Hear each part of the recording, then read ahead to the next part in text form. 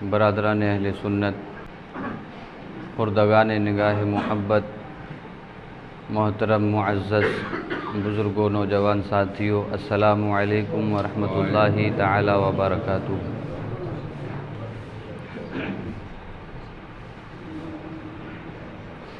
الحمد للمتواحد بجلالہ المتفرد، وصلاۃہ دوما علی خیر الانام محمد، والآل والاصحاب ہم ما وایا عند شدائد، اما بعد فاعوذ باللہ من الشیطان الرجیم، بسم اللہ الرحمن الرحیم۔ لقد کان لکم فی رسول اللہ اسوۃ حسنہ، آمنت باللہ صدق اللہ العظیم، وبلغنا رسولہ النبی الامین الکریم الرؤوف الرحیم، ونحن علی ذلک لمن الشاہدین والشاکرین والحمد للہ رب العالمین۔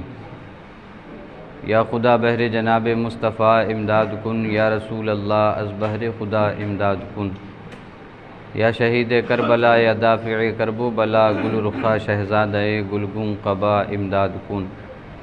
غوث اعظم بمن بے سر و سامہ، مدد قبلہ دین، مدد کعبہ ایماں، مدد بگرداب بلا افتادہ کشتی، مدد کن یا معین الدین چشتی۔ دل کی عطا گہرائیوں کے ساتھ نبی پاک صاحب لولاک، سیاح افلاک، باعث تخلیق کائنات، اللہ کے محبوب دانائے غیوب، منزہ عن العیوب، حضور احمد مجتبی محمد مصطفیٰ صلی اللہ تعالی علیہ وعلی آلہ وبارک وسلم کے دربار دربار میں جھوم جھوم کر درود و سلام کا نذرانہ عقیدت پیش کر لیجئے۔ اللہم صلی علی سیدنا و مولانا محمد معدن الجود والکرم، وآلہ وبارک وسلم، صلاۃ و سلام علیک یا رسول اللہ۔ ہے کلام الہی میں شمس و ضحیٰ، تیرے چہرے نور فضا کی قسم، قسم شب تار میں راز یہ تھا کہ محبوب کی زلف دوتا کی قسم۔ تیرے خلق کو حق نے عظیم کہا، تیری خلق کو حق نے جمیل کیا، کوئی تجھ سا ہوا ہے نہ ہوگا شہا، تیرے خالق حسن و ادا کی قسم۔ تیرا مسند ناز ہے عرش بری، تیرا محرم راز ہے روح امی، تو ہی سرور ہر دو جہاں ہے شہا، تیرا مثل نہیں ہے خدا کی قسم۔ وہ خدا نے ہے مرتبہ تجھ کو دیا، نہ کسی کو ملے نہ کسی کو ملا، کہ کلام مجید نے کھائی شہا، تیرے شہر و کلام و بقا کی قسم۔ یہی کہتی ہے بلبل باغ جنا، کہ رضا کی طرح کوئی سحر بیاں نہیں ہند میں واصف شاہ خدا، مجھے شوق یہ طبع رضا کی قسم۔ نہیں ہند میں واصف شاہ خدا، مجھے شوق یہ طبع رضا کی قسم۔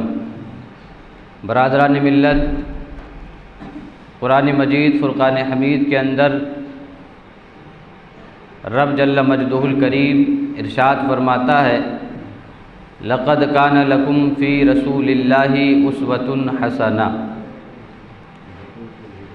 تحقیق کہ تمہارے لیے اللہ کے رسول صلی اللہ علیہ وسلم کی زندگی میں اسوہ حسنہ ہے، یعنی بہترین نمونہ عمل ہے۔ رسول کائنات صلی اللہ علیہ وسلم کی زندگی تمہارے لیے ایک بہترین آئیڈیل ہے، تمہارے لیے ایک بہترین نمونہ حیات ہے۔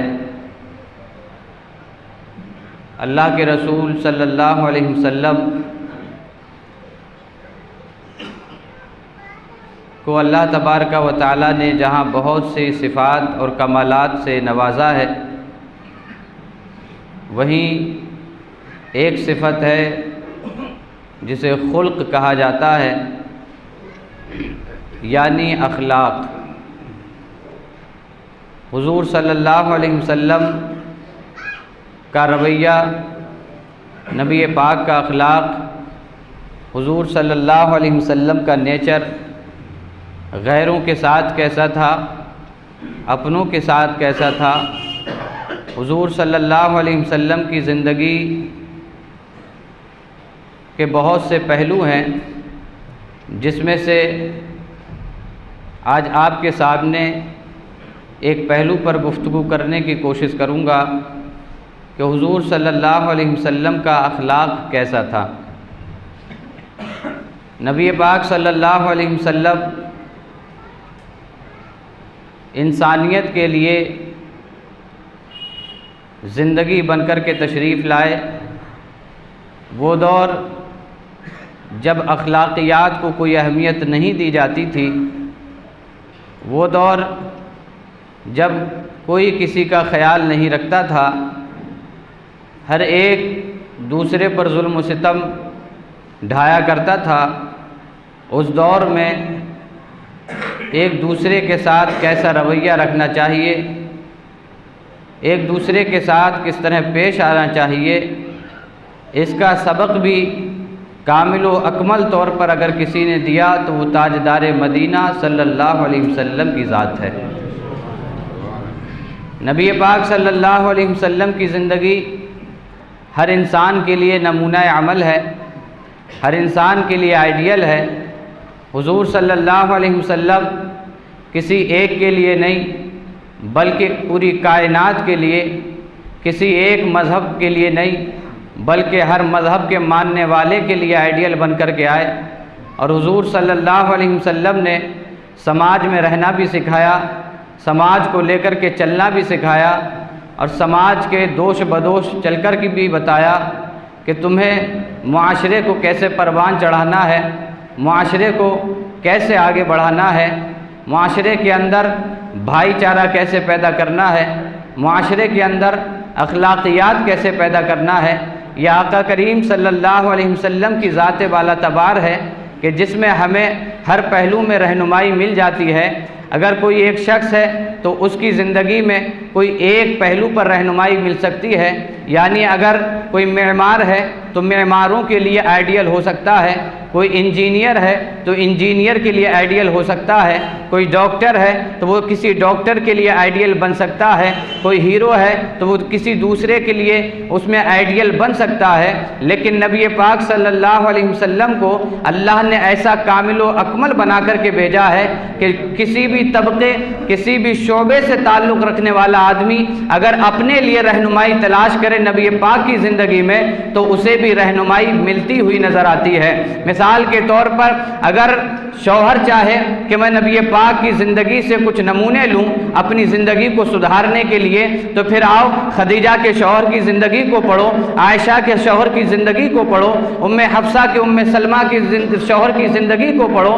اگر کوئی چاہتا ہے کہ میں بحیثیت بیٹا اپنے والدین کے لیے نمونہ عمل بنوں تو آؤ آمنہ کے لخت جگر کی زندگی کو پڑھو، آؤ عبداللہ کے لخت جگر کی زندگی کو پڑھو۔ اگر کوئی چاہتا ہے کہ ایک مزدور کی حیثیت سے میں دیکھوں کہ نبی پاک کی زندگی میں میرے لیے کیا آئیڈیل ہے، کیا نمونہ ہے، تو پھر آؤ ملک شام بھیجے ہوئے حضرت خدیجہ کے تاجر کی زندگی کو پڑھو۔ اگر تمہیں دیکھنا ہے کہ تمہیں ایک باپ کی حیثیت سے زندگی کیسے گزارنی ہے تو پھر آؤ زینب و رقیہ ام کلثوم فاطمہ کے والد کی زندگی کو پڑھو۔ اگر تمہیں دیکھنا ہے کہ ایک سردار کی حیثیت سے زندگی کیسے گزارنی ہے تو پھر مدینے کے تاجدار کی زندگی کو پڑھو۔ اب تمہیں دیکھنا ہے کہ اگر حکومت مل جائے تو پھر لوگوں پہ کیسے لوگوں کو کس طرح ہینڈل کرنا ہے تو پھر مکہ کی تاریخ کو پڑھو کہ فتح مکہ کے بعد نبی پاک نے جو آئیڈیل پیش کیا ہے، گویا کہ خلاصہ یہ ہے کہ آپ جس پہلو سے نبی پاک کی زندگی کو دیکھیں گے اس پہلو میں آپ کو نبی پاک کی زندگی میں رہنمائی ملتی ہوئی نظر آئے گی۔ اس دھرتی پر صرف ایک ذات ہے جس کے اندر ہر آدمی اپنا آئیڈیل تلاش کر سکتا ہے، ہر آدمی اپنے لیے نمونہ عمل تلاش کر سکتا ہے، وہ صرف محمد الرسول اللہ کی ذات ہے۔ نبی پاک صلی اللہ علیہ وسلم کیسے سردار ہیں۔ آئیے آج کے لوگوں کو حکومت مل جاتی ہے تو ایک سرداری کا بھوت سوار ہو جاتا ہے، پھر نیچے والے کو کوئی بھاؤ نہیں دیا جاتا ہے، نیچے والے کا کوئی وقار ہی نہیں رہ جاتا ہے۔ لیکن آؤ سرداری سرداری حاصل کرنے والوں، آؤ حاکم بننے والوں، دیکھو نبی پاک کی زندگی دیکھو۔ حضور صلی اللہ علیہ وسلم نے جب فتح مکہ فرمایا، فتح مکہ فرمانے کے بعد 10-12 ہزار لشکر تھا، 10-12 ہزار انصار و مہاجرین تھے جو حضور کے ساتھ تھے۔ 10-12 ہزار کے بیچ میں بہت تعداد میں کفار و مشرکین بھی تھے۔ اب یہ کفار و مشرکین کون تھے؟ یہ وہ تھے کہ ان میں وہ بھی تھے جنہوں نے حضور کی گردن پر اوجھڑی ڈالی تھی، ان میں وہ بھی تھے جنہوں نے حضور کی گردن میں چادر ڈال کر کھینچا تھا، ان میں وہ بھی تھے جنہوں نے حضور کے راستے میں کانٹے بھی بچھائے تھے، ان میں وہ بھی تھے کہ جنہوں نے نبی پاک صلی اللہ علیہ وسلم کو ستایا تھا، ان میں وہ بھی تھے جنہوں نے پتھراؤ کیا تھا، ان میں وہ بھی تھے جو پاگل پاگل کے مجنون کے نعرے لگایا کرتے تھے۔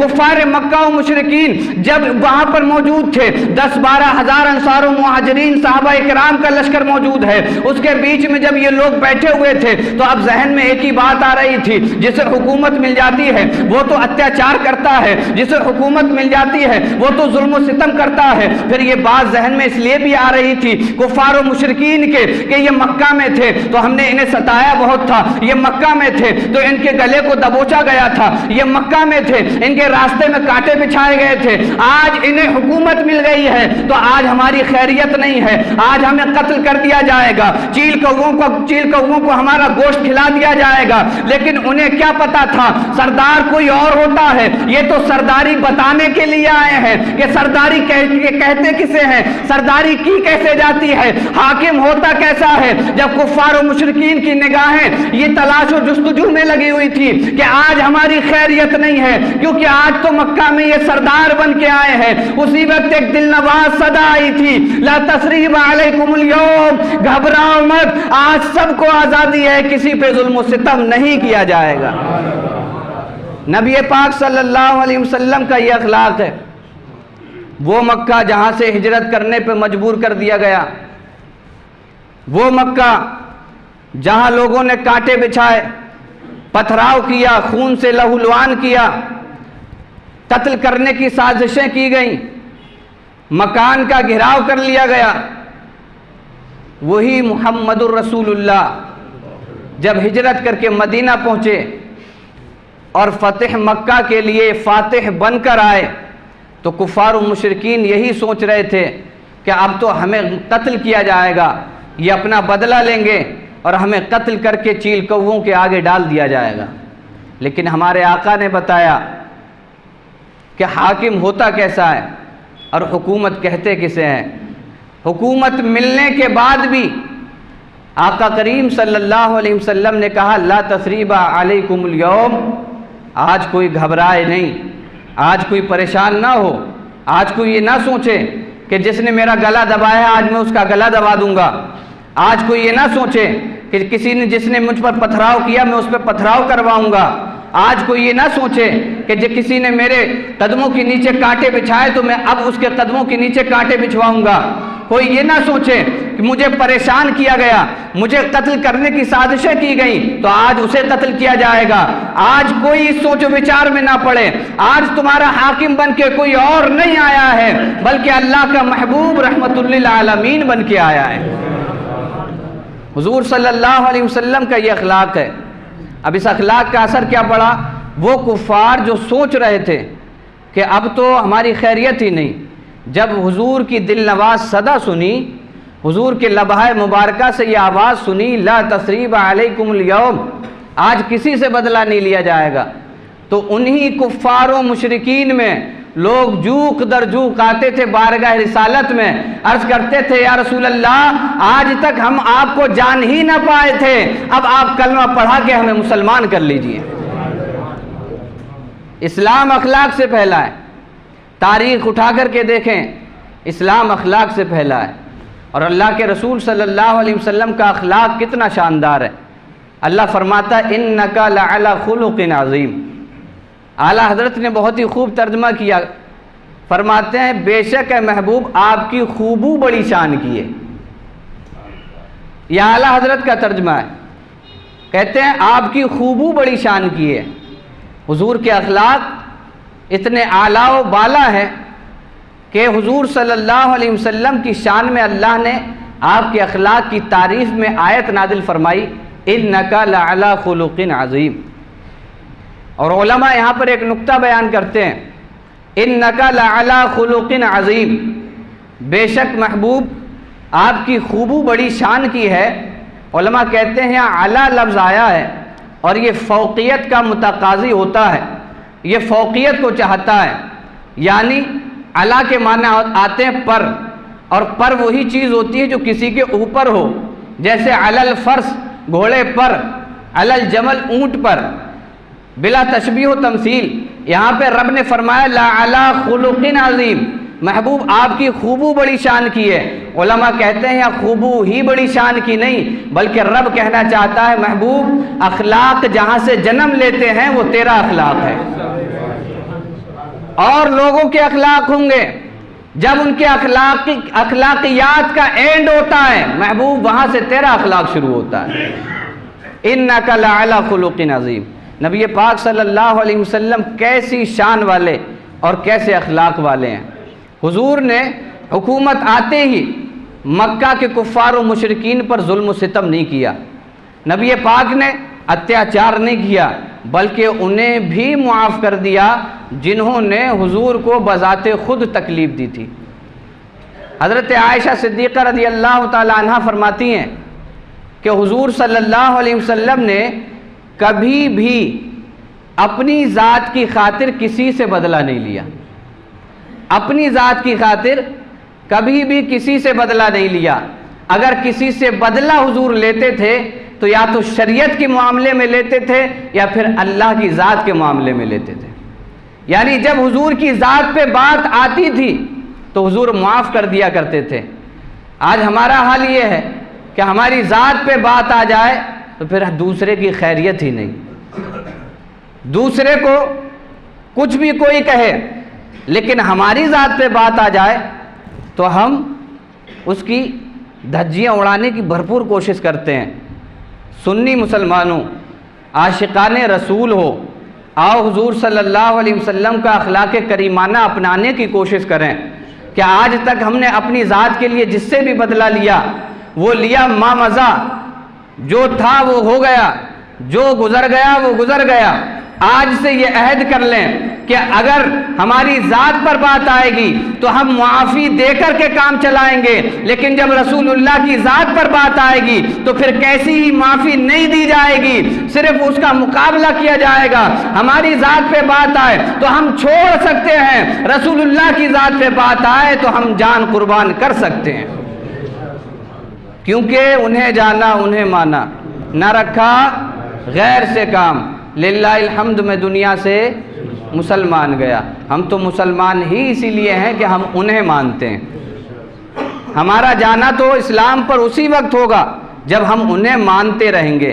نبی پاک صلی اللہ علیہ وسلم نے ایک اخلاق کا ایک پہلو پیش کیا کہ جب تمہارے پاس حکومت آ جائے، طاقت آ جائے، قوت آ جائے تو اپنے سے کمزور کو دبانے کی ہرگز کوشش مت کرنا۔ یہ ہمارے آقا کا اخلاق ہے۔ یہی وجہ تھی کہ وہ کفار و مشرکین جو حضور کو تکلیف پہنچانے کے در پہ تھے وہ کلمہ پڑھ کر کے مسلمان ہو گئے۔ نبی پاک صلی اللہ علیہ وسلم مجمع صحابہ کرام میں تھے، ایک صحابی جن کا نام زید بن سعنہ، اسلام لانے سے پہلے یہودیوں کے بہت بڑے عالم تھے۔ نبی پاک صلی اللہ علیہ وسلم کی بارگاہ میں حاضر ہوئے، ابھی اسلام نہیں لائے، حضور سے کچھ کھجوریں خریدیں اور حضور کو پیمنٹ دے دی، پیسہ دے دیا، لیکن کھجور دینے کا وعدہ 2-3 دن بعد کا ہوا تھا کہ 3 دن بعد آ کر کے تم کھجور لے جانا۔ زید بن سعنہ یہودیوں کے بہت بڑے عالم حضور کی بارگاہ میں وقت سے پہلے پہنچ گئے اور حضور صلی اللہ علیہ وسلم سے کھجوروں کا تقاضا کرنے لگے کہ آپ مجھے کھجوریں دیجئے۔ نبی پاک صلی اللہ علیہ وسلم نے فرمایا ہمارا وعدہ تو 3 دن کے بعد کا ہوا تھا، تم پہلے ہی کیوں آ گئے؟ زید بن سعنہ نے حضور صلی اللہ علیہ وسلم کی چادر کو کھینچا اور آپ کے دامن کو پکڑ کے کھینچا اور کچھ جملے نازیبا بول دیے، کہنے لگے کہ عبد المطلب کی اولاد کا یہی ڈنگ اور طریقہ ہے کہ وہ وعدہ کر کے نبھاتے نہیں ہیں، تجارت کر کے اس پہ پورا نہیں اترتے ہیں۔ حضرت عبد المطلب رضی اللہ تعالیٰ عنہ جو حضور کے دادا ہیں، آپ کا نام لے کے حضور کو تانا دیا دیا۔ حضرت عمر فاروق اعظم پاس میں کھڑے تھے۔ اب حضرت عمر فاروق اعظم کا تیور دیکھ چڑھنے لگا۔ حضرت عمر فاروق اعظم کی آنکھیں لال ہونے لگی اور آواز لگا کر کے کہنے لگے، زید کیا تمہیں معلوم نہیں ہے کہ تم کس کی بارگاہ میں کھڑے ہو؟ زبان کو سنبھال کر کے بات کرو ورنہ تمہارا سر ہوگا، عمر کی تلوار ہوگی۔ نبی پاک کا اخلاق ملاحظہ کریں۔ حضور نے فرمایا، عمر یہ بات تمہیں نہیں کہنا چاہیے تھی، بلکہ تمہیں چاہیے یہ تھا کہ تم مجھ سے کہتے کہ میں اپنا وعدہ پورا کروں اور زید سے کہتے کہ یہ نرمی سے اپنا وعدہ طلب کرے۔ آپ اندازہ تو لگائیں، حضور کا دامن کھینچا گیا، چادر کھینچی گئی، نازیبا الفاظ بول دیے گئے، یہاں تک کہ حضرت عمر کو غصہ آ گیا۔ کہاں ادب کے دائرے میں رہ کر کے بات کر ورنہ تیری گردن عمر کی تلوار ہوگی۔ تو حضور نے فرمایا، عمر تمہیں یہ نہیں کہنا تھا، تمہیں تو یہ کہنا تھا کہ مجھ سے کہتے یا رسول اللہ ان کی کھجوریں انہیں دیجئے، اور زید سے کہتے کہ تم نرمی کے ساتھ ان سے مطالبہ کرو۔ اب حضور صلی اللہ علیہ وسلم نے کہا، عمر جاؤ زید کو کھجوریں دے دو، زید کو کھجوریں دے دو، اور جتنی ان کی ہیں اس سے بھی زیادہ دے دو۔ حضور صلی اللہ علیہ وسلم کا حکم سنا حضرت عمر فاروق اعظم رضی اللہ تعالیٰ عنہ حضرت زید کو لے کر کے ساتھ میں گئے، کھجوریں دی، پھر اس پہ اضافہ کر دیا، یعنی زیادہ کھجوریں دی۔ اب زید بن سانہ کہنے لگے، یہ کھجوریں تم مجھے زیادہ کیوں دے رہے ہو؟ حضرت عمر فاروق اعظم نے کہا، یہ حضور نے تمہیں زیادہ اس لیے دلوائی ہیں کہ جو میں نے تیز ترار لہجے میں تم سے بات کی ہے تو حضور نے تمہاری دلجوئی کے لیے تمہیں زیادہ کھجوریں دلوائی۔ یہ نبی پاک صلی اللہ علیہ وسلم کا اخلاق ہے۔ حضرت زید بن سانہ جو ابھی اسلام بھی نہیں لائے، حضرت عمر فاروق اعظم سے کہنے لگے، عمر کیا مجھے جانتے ہو؟ کہا میں زید بن سانہ ہوں۔ حضرت عمر فاروق اعظم نے کہا، اچھا وہ جو یہودیوں کا بہت بڑا عالم ہے؟ حضرت زید نے کہا، ہاں وہی، میں یہودیوں کا بہت بڑا عالم ہوں۔ حضرت عمر فاروق اعظم نے کہا، یہودیوں کے بہت بڑے عالم ہو، اس کے باوجود رسول اللہ کی شان میں گستاخی کر رہے تھے۔ حضرت زید بن سانہ نے کہا کہ عمر بات یہ ہے تورات میں نے آخری نبی کی بہت سی نشانیاں پڑھی ہوئی ہیں، تمام نشانیاں میں نے ان کے اندر پا لی ہیں، بس دو ہی نشانیاں رہ گئی تھی، ایک تو ان کا علم جہالت پہ غالب رہے گا اور جتنا ان کے ساتھ جہالت کا معاملہ کیا جائے ان کا علم بڑھتا رہے گا۔ حضرت عمر نے کہا، پھر کیسا پایا؟ کہا جتنی نشانیاں تھی سب پالی، اور آج جو دو نشانیاں دیکھنے آیا تھا یہ بھی میں نے دیکھ لی ہے۔ حضرت عمر فاروق اعظم رضی اللہ تعالیٰ عنہ سے کہا کہ میں نے یہ دو نشانیاں بھی دیکھ لی ہیں، اب مجھے حضور کی بارگاہ میں لے چلو۔ حضور کی بارگاہ میں لے گئے۔ حضرت زید بن سانہ نے کہا، یا رسول اللہ میں آپ کی آزمائش کرنے کے لیے آیا تھا، اور یہ جو کچھ میں نے کیا تھا صرف آپ کی آزمائش تھی، آپ کا امتحان تھا۔ میں نے توریت میں آپ کی نشانیاں پڑھی ہوئی تھی، میں ان نشانیوں کو ڈھونڈ رہا تھا، آج میں نے تمام نشانیاں آپ میں پالی ہیں، اب مجھے کلمہ پڑھا کر کے مسلمان بنا لیجیے۔ تیرے خلق کو حق نے عظیم کہا، تیری خلق کو حق نے جمیل کیا، کوئی تجھ سا ہوا ہے نہ ہوگا شہا، تیرے خالق حسن و ادا کی قسم۔ یہ حضور کا اخلاق ہے۔